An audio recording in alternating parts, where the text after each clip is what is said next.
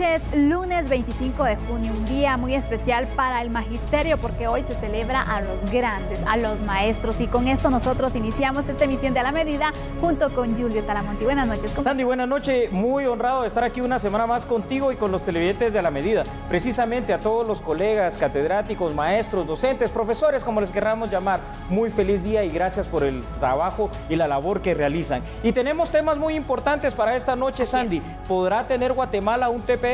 Ese será uno de los temas. También hablaremos acerca de temas relacionados a la extradición y posibles fraudes en organizaciones de sociedad civil. Pero es momento de conocer los otros temas que estaremos abordando en esta emisión, así que lo invito a que esté pendiente de nuestros titulares.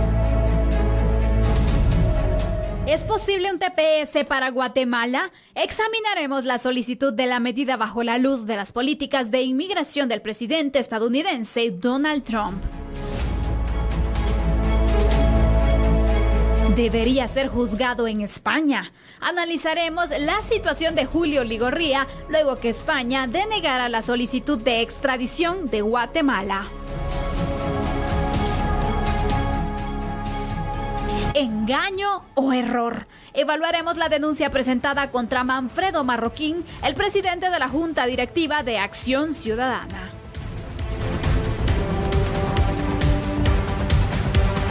Restricciones para ir con el tío Sam. Le daremos a conocer las nuevas medidas que deberán seguir los que quieran viajar a Estados Unidos.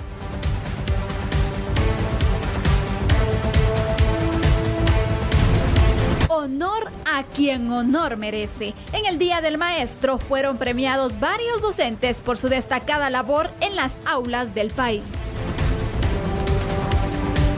Trump dice que los migrantes son invasores. Pide su deportación inmediata sin comparecer ante un juez. Aseguran que se están quedando sin espacio.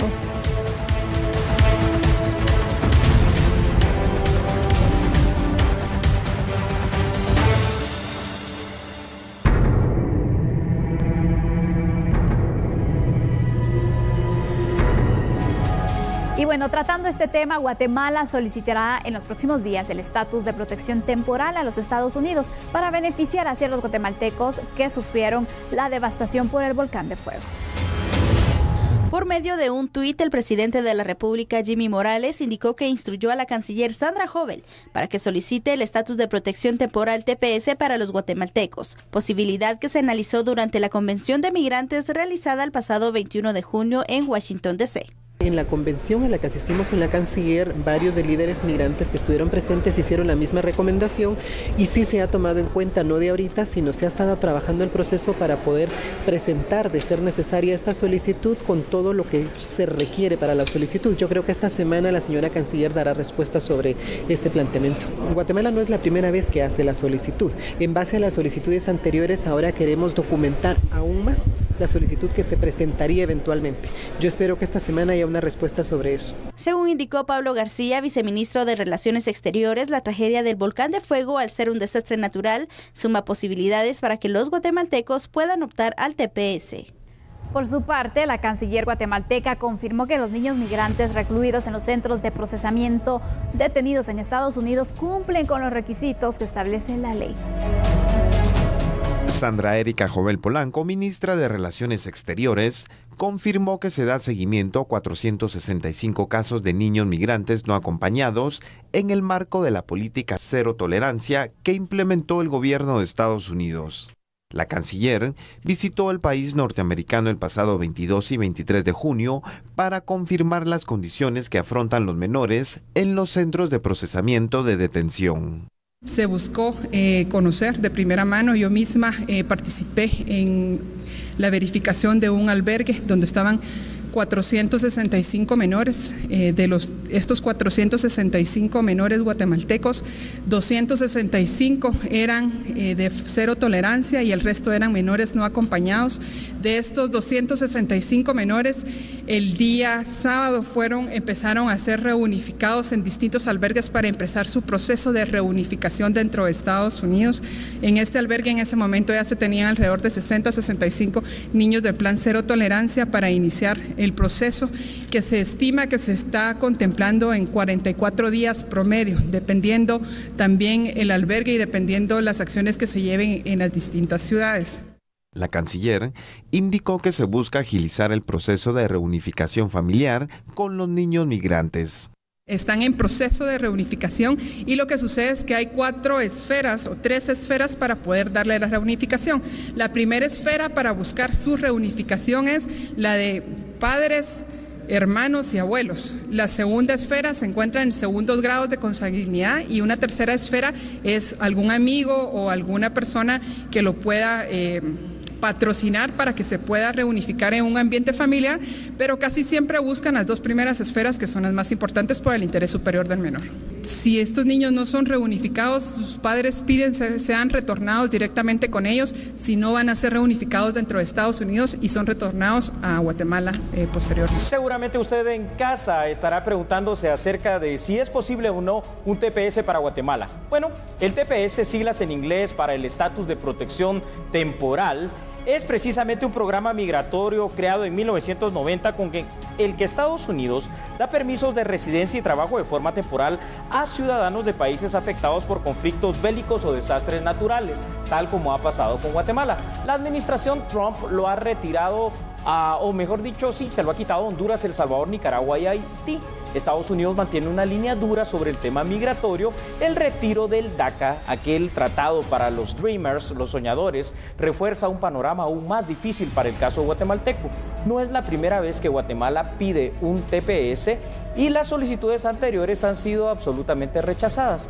Se va a aprovechar la visita de Pence, el vicepresidente estadounidense, que puede abrir quizás, Sandy, una posibilidad para que se pueda ver gobierno tras gobierno, es decir, gobierno de Guatemala y gobierno estadounidense, la posibilidad de que haya un estatus de protección temporal para nuestros migrantes. ¿Tú crees que como país en este momento cumplimos con las condiciones para que el TPS pueda ser viable en este caso y que Guatemala esté en la mejor disposición de poderlo otorgar? Porque sabemos que precisamente el tema migratorio no es algo delicado, ¿eh?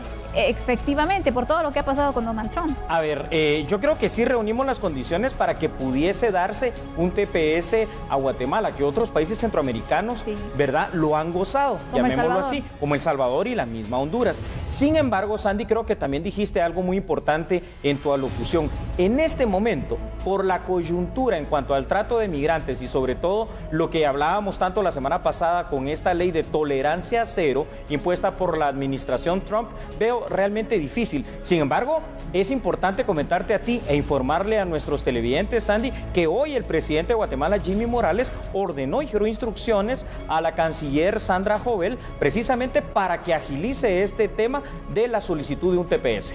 Yo creo que en este punto es necesario, pero ¿tú cómo lo ves? En realidad, las fuerzas, ¿cómo las podríamos medir? Sí, se puede generar, dar una esperanza, porque al momento de anunciarse esta solicitud, la esperanza en muchos también se da. Correcto. Esta es una situación bastante difícil de prever.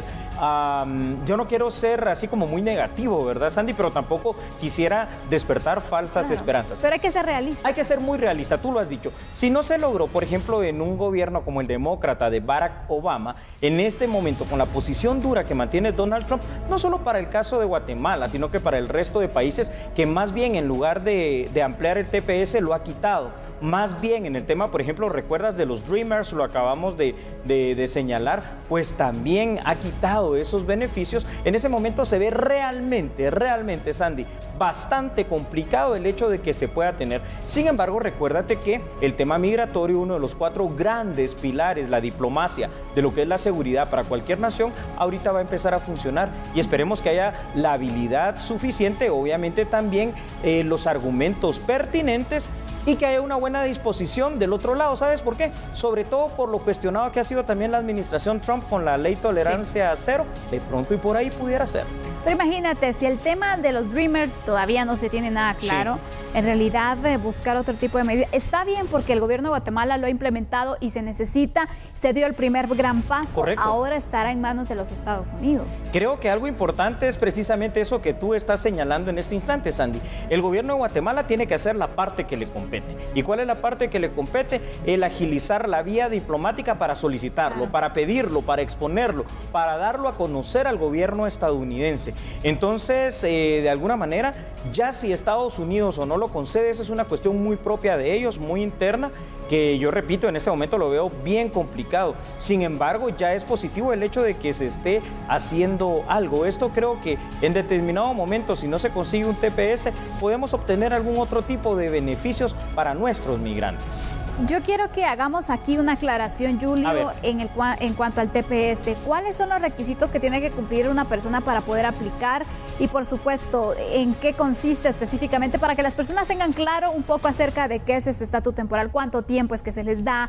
Correcto. Y cuáles son las limitantes que se pueden generar. Bueno, esto es muy interesante, Sandy. El TPS, que son siglas en inglés, es un estatus de protección temporal. Se puede conceder generalmente, como se ha hecho en Estados Unidos con los otros países. Me refiero El Salvador, por ejemplo, y Honduras, y también en el caso de Haití, cuando esos países han sido afectados por dos tipos de situaciones. Primero, un conflicto armado interno. Sabemos que Guatemala pues vivió un conflicto armado interno. Y la otra gran condicionante, Sandy, es que sean países que han sido muy afectados por el tema de desastres naturales. Ese es el caso de Haití, por ejemplo. Ahora, el caso de Guatemala, las dos situaciones aplican, porque tanto hubo un conflicto armado interno como también hay situaciones en las cuales de alguna manera, pues tú sabes que los desastres naturales, el último de ellos ahorita, el volcán de fuego, que ya vamos a cumplir un mes de ese desastre, están latentes, están palpables. Entonces, cumpliendo esas condiciones, este estatus de protección temporal puede brindarse inclusive por un tiempo que sea, digamos, de mediano a larga data.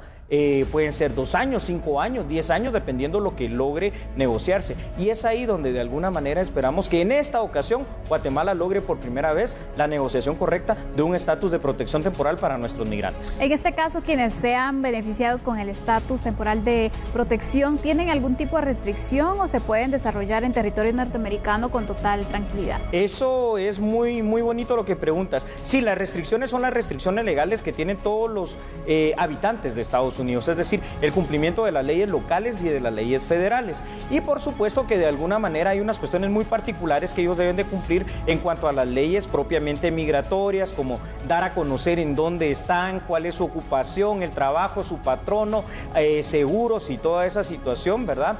Para no ser una carga y por supuesto obviamente el hecho de ser personas productivas, personas trabajadoras, lo cual no dudamos, porque tú sabes que el guatemalteco al final de cuentas es demasiado trabajador, Sandy.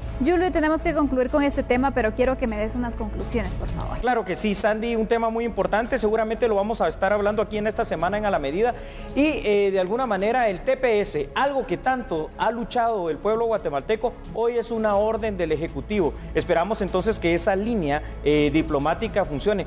No puedo adelantar mucho, pero seguramente mañana, por favor, usted esté atento aquí en A la Medida. Vamos a tener a una persona extremadamente calificada en este tema para que pueda venir a hablarnos y ampliarnos sobre el TPS, probablemente que se pueda conceder a Guatemala. Oye, Sandy. Por supuesto, la versión oficial y cuáles son los pasos que se van a tomar, que usted no se puede perder, pero lo vamos a dejar con la duda entonces de quién se trata para mañana. Pero de momento es el lugar preciso para podernos ir a una pausa, así que usted no nos cambie porque regresamos en breve. Somos A la Medida.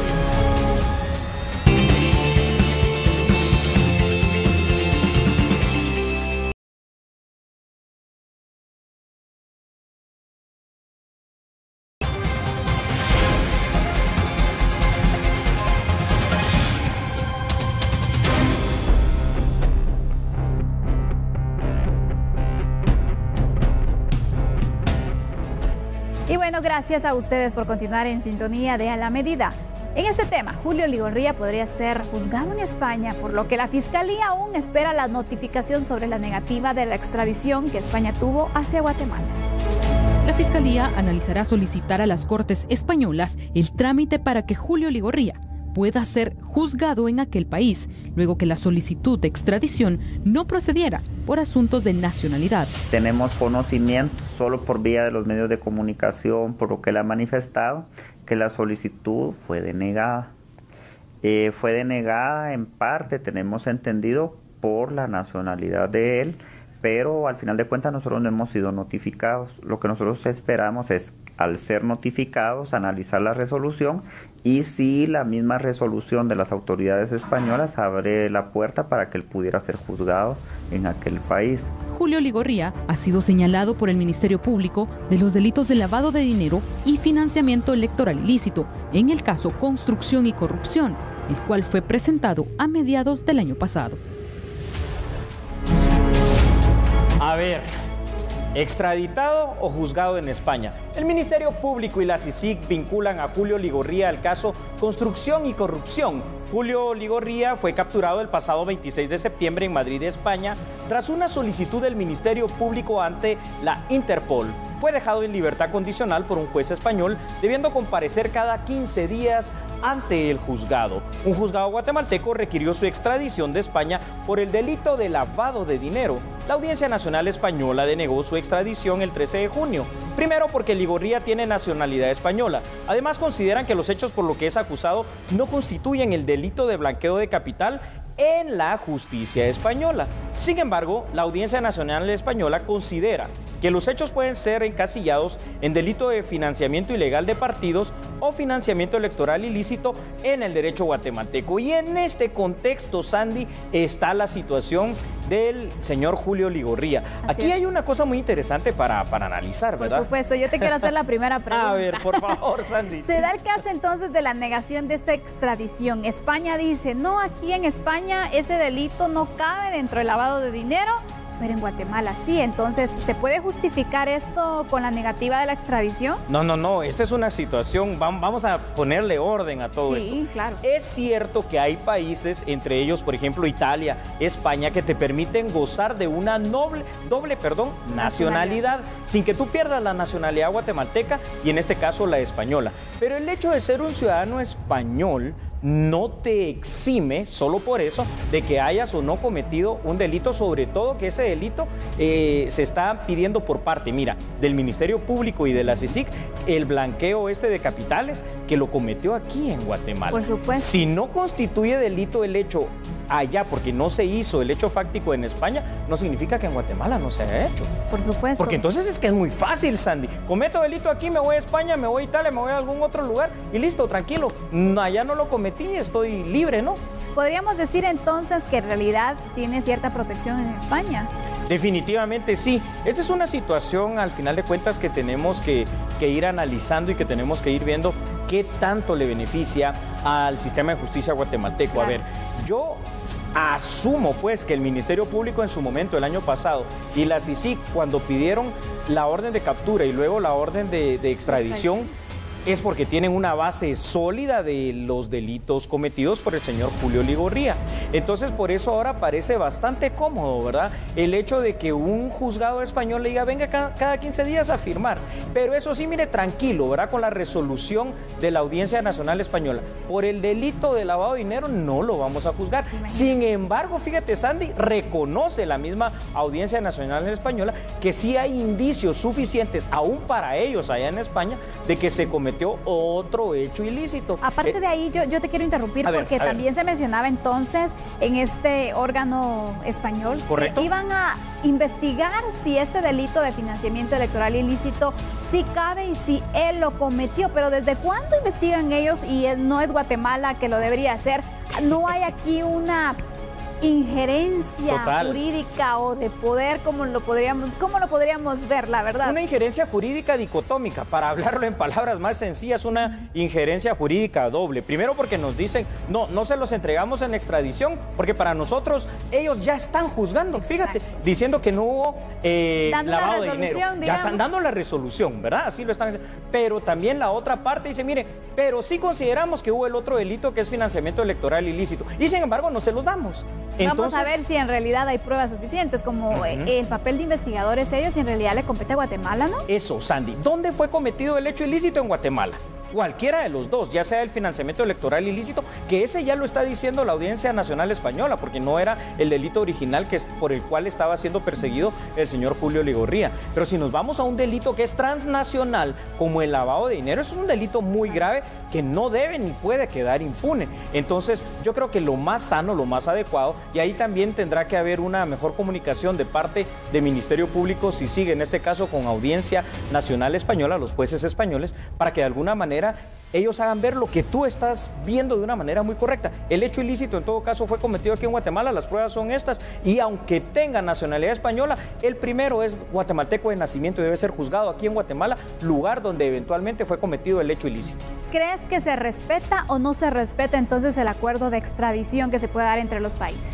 Esa pregunta ahora cae como anillo al dedo, aunque yo no uso anillos, porque ahí entonces, ¿para qué tenemos ese tratado de extradición si después no se va a respetar? Claro. ¿Para qué tenemos un tratado de extradición con el Reino de España si ellos después nos están negando precisamente el hecho de traer aquí a Guatemala a una persona como Julio Ligorría, que está siendo inculpado por el Ministerio Público y la CICIG, que no es poca cosa?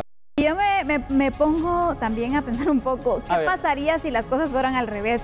¿Le gustaría a España que Guatemala le diera esa negativa y que ellos no pudieran procesar a un ciudadano español porque simplemente no se le da la gana a Guatemala? Imagínate, porque prácticamente así lo podemos comparar. Así lo podemos ver. Me gusta la agudeza de tu pregunta. No, primero ni les gustaría, ni tampoco de alguna manera lo dejarían así. Iniciarían una lucha legal en otras altas cortes internacionales del derecho internacional público para hacer valer sus derechos, cosa que también tiene que hacer Guatemala. Si el señor Julio Ligorría, y con esto concluimos este tema, cometió o no un hecho delictivo aquí en Guatemala, es aquí donde se debe de dirimir, y él, inclusive hasta por sanidad y por transparencia, debería venir y presentarse y decir: señores, aquí estoy, el que nada debe, nada teme al final. Por último, Julio, y para ir concluyendo ya con este tema, Julio Ligorría hace referencia respecto que él respeta la ley y que está a disposición, pero esto está a disposición cuando estamos atrás, prácticamente él se está protegiendo en España. Totalmente, Sandy, seguiremos hablando de esto en otros días, se está protegiendo, así es.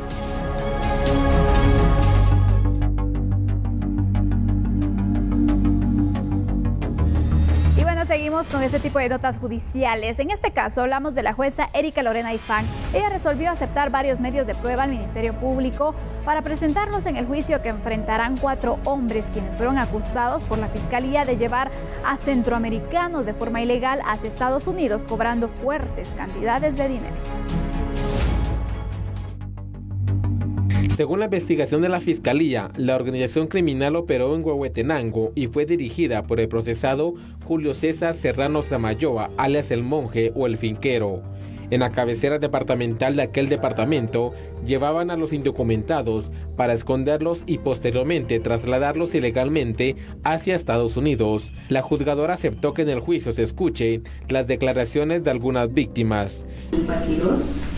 En calidad de anticipo de prueba de Johanna Beatriz Muñoz Brito y de Angie Presacá. La declaración testimonial de Nancy Jubilia López Gómez, de Emma Leticia Valiente Hernández, de Héctor Alexander Mansul Humul. El abogado defensor de alias El Monje o El Finquero presentó unos documentos para demostrar que su patrocinado no ha tenido otros problemas en el sistema de justicia. Con dicho documento, al tenor de lo que establece el artículo 65, también se pretende probar la conducta previa del acusado y que nunca ha tenido problemas con la ley. Asimismo, carta de recomendación del señor Manuel de Jesús Mateo Paredes, de fecha 8 de mayo del año 2018, documento que el mismo también será presentado en el mismo debate oral y público, bajo las mismas circunstancias procesales. Entre los procesados está Francisco Raúl Carrillo, ex agente de la Policía Nacional Civil. El reo tenía la función de evitar o informar sobre operativos policiales.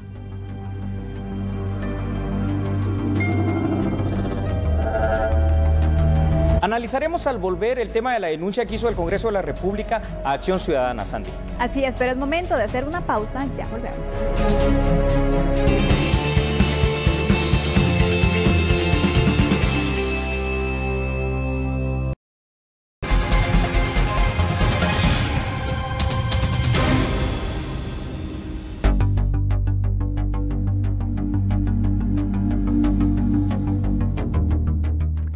muchas gracias por continuar con nosotros. Y en este tema salen a luz las razones por las cuales el Congreso de la República denunció ante el Ministerio Público, Acción Ciudadana y a su director Manfredo Marroquín.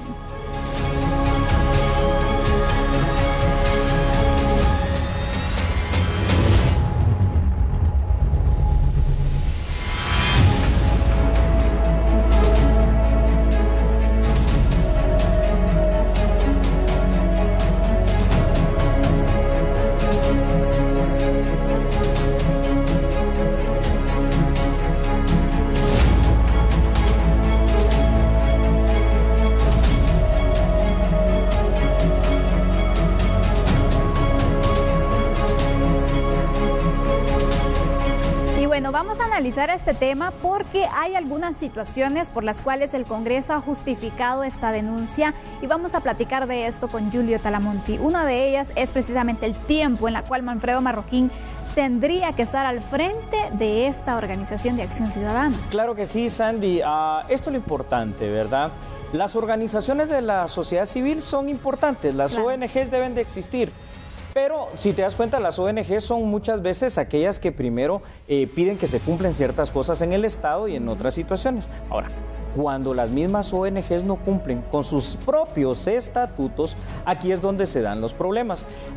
Quisiera pedirle a producción, no sé si tenemos algunos datos importantes que ya vamos a analizar más adelante para que ustedes los puedan ver ahí en casa sobre este tema. Les voy a informar, Sandy, si tú me lo permites, a los televidentes que los estatutos de Acción Ciudadana dicen que el cargo de representante legal tiene una duración de 1 año sin reelección. El nombramiento de Manfredo Marroquín como presidente y representante legal de Acción Ciudadana habría vencido en marzo del 2008, es decir, hace 10 años. Según la información que el Congreso proporcionó, Manfredo Marroquín fue nombrado como representante legal con reelección indefinida con un acta notarial, pero sin modificar la escritura constitutiva, es decir, los estatutos no cambiaron. Manfredo Marroquín estaría actuando en nombre de Acción Ciudadana, captando recursos monetarios sin ser el representante autorizado de la organización, y Manfredo Marroquín por este hecho fue denunciado por los siguientes delitos: falsedad ideológica, uso de documentos falsificados, estafa propia y caso especial de estafa. Entonces aquí, esta es una situación.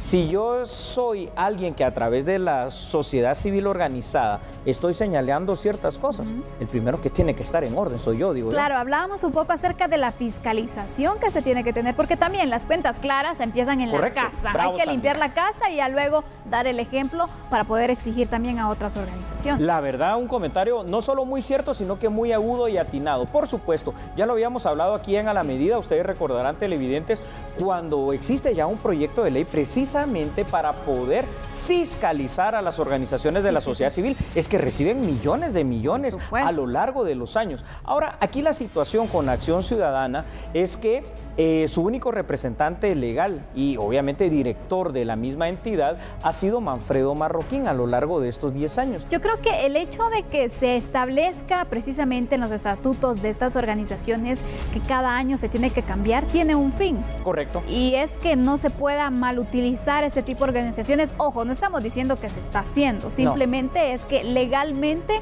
no es viable que una persona esté durante tanto tiempo al frente de una organización como la persona encargada o el representante legal. Correcto, sobre todo si los estatutos de Acción Ciudadana dicen dos cosas. Primero, que debe elegirse ese representante legal año con año. Exacto. Y segundo, una situación muy importante que no ha sido modificada, el hecho de que no se permite la reelección. Entonces, yo creo que ellos mismos están violentando la constitución, digámoslo así, de su propia organización. Y esto, pues, a lo largo de los años, Acción Ciudadana, pues, ha hecho varias cosas, pero ha captado también muchos recursos, ¿no? Que vienen de distintos donantes y cooperantes. Y que no siempre sabemos de dónde vienen también, porque no es como que tuviéramos acceso tan... O para qué se utilizan, porque no se puede de alguna manera ni imponerles el pago de impuestos a las organizaciones de la sociedad civil, ni mucho menos fiscalizarlas por esta cuestión. Por eso, si estamos exigiendo a través de la sociedad civil organizada transparencia para el Estado, repito, televidentes de La Medida, los primeros que deben de ser transparentes son las mismas organizaciones de sociedad civil. Derivado a lo que hemos visto ya y que hemos puesto sobre la mesa, ¿crees entonces que es un error o un engaño? A ver, Sandy, es que si fuera un error, ya es un error que se ha cometido 10 años. Habría que jalarle las orejas en lo legal a muchísima gente de Acción Ciudadana, sobre todo en este caso a sus jurídicos, ¿no? A sus abogados que encima de todo cometieron otra cuestión. Renovaron, digamos, el mandato de su representante legal y director, Manfredo Marroquín, a través de una simple acta notarial, olvidándose no solo del respeto de su propia constitución, que son los estatutos, sino de modificar los estatutos. Esto hubiera podido solventarse de una manera, modificando, cosa que tampoco es fácil, pero legalmente se puede hacer, los estatutos constitutivos o el acta constitutiva de Acción Ciudadana y decir de que cambia en ese aspecto y que se puede reelegir X cantidad de veces. Sin embargo, al no haberlo hecho, aquí yo creo que ya no hay un error. Entonces cae más en un engaño, ¿no? Definitivamente. Si lo hacen ahora, digamos, que hacen este tipo de cambios, ¿todavía se podría continuar con las denuncias o prácticamente estarían librándola? ¿Tiene algún tipo de salvación en este caso? No, digamos que aquí, bueno, el Ministerio Público va a investigar definitivamente, Sandy, pero lo que no hiciste tú cumpliendo es que es inaudito, fíjate, Sandy, porque tanto tiempo, porque tú pones las reglas de tu ONG, en este caso Acción Ciudadana, y tú mismo no las cumples, pero tú mismo exiges que las cumpla el Estado o cualquier otra institución de sociedad civil organizada. Entonces, como que no se vale, como que algo está mal. No, esto no exime realmente lo que pasó durante estos 10 años, porque lo que pasó realmente ya sucedió. Y eso, pues, definitivamente deberá de seguir el curso de la investigación del Ministerio Público como un delito de acción pública en todo caso. Y esto llama la atención porque si hemos visto Acción Ciudadana ha seguido diferentes procesos, sobre todo legales. Importantes. Y esto que ahora ellos pequen ¿de ignorancia? No puede ser. ¿Por qué? Porque significa que a lo largo de estos años, como tú bien lo dices, a través de estas acciones legales que ellos han interpuesto, pues tienen todo un cuerpo jurídico que definitivamente no es posible que ninguno de ellos se hubiese dado cuenta, en todo caso, del error, si fuese error. Yo creo que muchas veces por eso aquí esto cae en el engaño y es donde, vuelvo, Sandy, puede ser reiterativo para usted, televidente, pero es la importancia. Las organizaciones de la sociedad civil que dicen que lo representan a usted, a ti, a mí, realmente deben de ser fiscalizadas hoy más que nunca, porque esto está pasando con Acción Ciudadana, pero ¿y quién quita que no esté pasando con otras? Estas cosas y peores además, ¿verdad? Y es que por eso también se quiere fiscalizar para determinar cuáles son las situaciones que no cuadran en los estatutos, en las leyes, por supuesto, que pueden regir estas organizaciones. Y por último te pregunto, ¿en realidad esto va en contra de Manfredo Marroquín porque es el director y es el que ha estado a cargo durante varios años, pero también vendría en contra de abogados y de todos los que han tenido relación en cuanto al tema legal de esta organización? Definitivamente todos los que han tenido injerencia dentro del accionar de Acción Ciudadana, así es, correcto. Y bueno, le vamos a dar seguimiento para ver cuál es el desenlace de esta noticia que ha generado hoy mucha controversia y usted va a tener el análisis y todos los detalles aquí en A la Medida.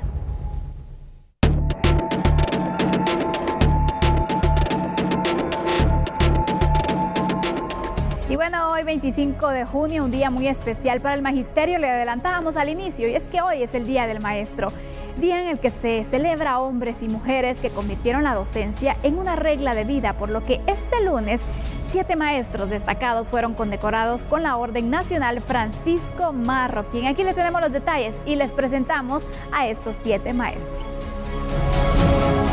En el marco del Día del Maestro, el cual se conmemora en el país desde 1944, el binomio presidencial entregó la Orden Nacional Francisco Marroquín a 7 maestros por su distinguida trayectoria como educadores. Se trata de Violeta Floridalma Fuentes Quiroa, Miguel Ángel Franco de León, Freddy Enrique Montoya Celada, Georgina Rodas Marroquín de Escobar, Jaime Lorenzo Roquel Chávez, Juan Shon Shon y Domingo Chocom Roche. La Orden de Francisco Marroquín precisamente nos puede hablar de esas dos cosas. Un hombre que en su tiempo mortal hizo la obra suficiente para que muchos años después se recordara y pasara a la inmortalidad. Y efectivamente creo que eso es parte de la esencia de esta orden que ustedes reciben hoy, queridos maestros. Ustedes han sido evaluados con todas las formas y requisitos que implica esta alta condecoración. Ustedes son de los maestros que no han robado sueños. Ustedes son de los maestros que han inspirado en una carrera y que se esforzaron tanto para que al final de una carrera de maestro puedan ustedes recibir un reconocimiento grande. En nombre del pueblo de Guatemala, quiero agradecerles a ustedes por esa labor, quiero agradecerles a ustedes por ese ejemplo y quiero agradecerles por todas las buenas señas y todas las buenas formas que pudieron enseñarle a sus alumnos durante toda esa carrera. El mandatario Morales confirmó que el Ministerio de Educación trabaja para agilizar las contrataciones bajo el renglón 011. Más de 4.500 maestros que estaban en el 022 han recibido en el renglón 022 han recibido la promesa de poderles garantizar su estabilidad laboral a través de un traslado al renglón 011. Hasta este momento, de esos 4.500 hemos logrado hacer el traslado de 1.800 maestros aproximadamente. También tenemos cerca de 29.000 maestros en renglón 021 que debemos trasladarlo al 011. Y todo esto se va a hacer con la misma transparencia que hemos hecho la calificación de las personas a quienes se les han entregado estas órdenes, a través de una convocatoria a oposición para que las personas, maestros y maestras, puedan optar a este tipo de beneficios. En la actualidad, 386 educadores han sido condecorados con la Orden Nacional Francisco Marroquín. Bueno, pero hay otras noticias acá en A la Medida y sobre todo también el ámbito internacional, ¿verdad, Sandy? Por supuesto, pero es momento de hacer una pausa. Regresamos en breve.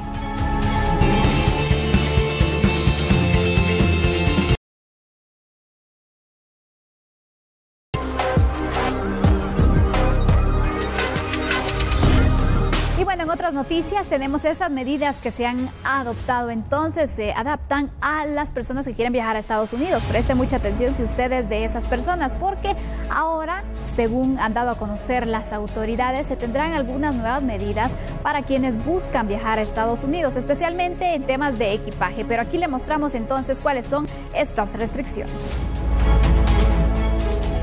Los productos en polvo no podrán ser llevados en bolsos o maletas de manos, solo en maletas declaradas a partir del 30 de junio próximo, según lo que informa la Dirección Guatemalteca de Aeronáutica Civil.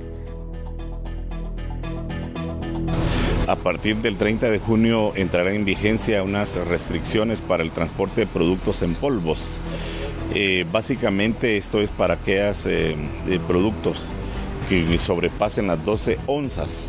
Debidamente envasados, por favor llevarlos en sus maletas grandes, en las que son declaradas en la aerolínea. No se permitirá que las lleve en los equipajes en los bolsos. Los únicos productos que están exonerados de esta disposición son productos alimenticios para bebés, restos humanos. Acuérdense que algunos ciudadanos optan por cremar los cuerpos de sus seres queridos y también polvos medicinales. Estos están exonerados y no habrá problemas para que sean llevados en los equipajes de mano.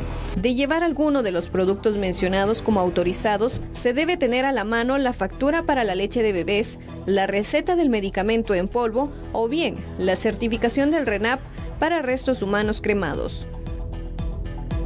También que esta restricción aplica para pasajeros que vayan como destino final o en tránsito por los Estados Unidos de América. Y Aeronáutica Civil y las aerolíneas ya estamos preparadas para implementar esta medida a partir de finales de esta semana. Aeronáutica Civil y aerolíneas recomiendan a los usuarios que lleven los productos en polvo en equipaje declarado para evitar inconvenientes. ¿Usted se ha preguntado en alguna ocasión cuántos somos realmente? ¿Cuántos habitantes tiene Guatemala? Bueno, pues estamos a pocos días para que se realice el censo poblacional, según lo han dado a conocer las autoridades del Instituto Nacional de Estadística, INE. Los detalles a continuación. A menos de un mes para que arranque el Censo Nacional de Población y Vivienda, se invita a la población a participar en dicho evento, que no se realizaba desde 2002. Se coordina con autoridades ministeriales el proceso para censar en los albergues a los afectados por el volcán de fuego, Para ello se usarán boletas colectivas. Algo en que yo he insistido mucho es que de nada sirve que tengamos una buena cartografía, una buena boleta, que tengamos listas las boletas ya impresas, los chalecos, todo, si la gente no abre la puerta al censo y nos brinda la información.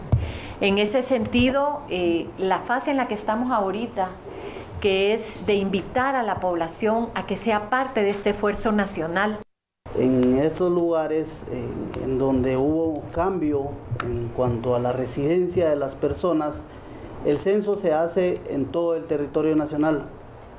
Lógicamente, en aquellos lugares en donde ya no residen personas, no se va a hacer el censo. Actualmente estamos haciendo una evaluación para hacer los ajustes que correspondan a la cartografía y a la logística, pero en los 22 departamentos del país el censo se va a realizar. En el caso de personas y familias que fueron albergadas y que están ubicadas en otros lugares, el procedimiento ya indicado por el licenciado Gómez implica que tenemos una boleta colectiva en donde hacemos el censo también en aquellos locales colectivos en donde residen personas de manera permanente. Por aparte, se mantienen coordinaciones para evitar complicaciones para los censistas en las zonas afectadas por las lluvias. Desde luego todas las zonas potencialmente van a ser cubiertas. Desde luego serán en el periodo que se está marcando, el 23 de julio al 16 de agosto. Más sin embargo, habrá que reconocer que habrá algunas zonas que por ahora se ha recomendado no ingresar. Esperaremos a esos días la situación que está vigente. El próximo 8 de julio se realizará la contratación de monitores y 14,000 censistas. A la fecha, 75,000 personas han presentado su papelería para optar a un puesto. El personal del censo estará previamente identificado para garantizar la seguridad del proceso.